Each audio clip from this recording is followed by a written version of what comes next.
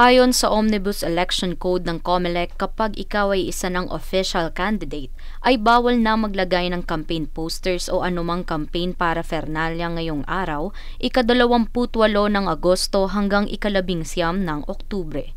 Ito ay alinsunod rin sa pahayag ni COMELEC Chairman George Erwin Garcia na kakasuhan ng mga kandidato ng premature campaigning o electioneering kapag nakitaan sila ng mga pinagbabawal na gawain ngayong election period.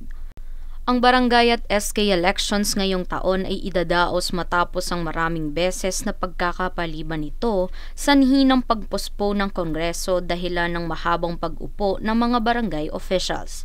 Sa darating na ika-19 ng Oktubre hanggang ika-29 naman ang umpisa ng campaign period kung saan pwede ng mangampanya at magpalabas ng mga campaign materials ang mga kakandidato sa October 30 elections. Amber Balidoy nag-uulat para sa One Media Network.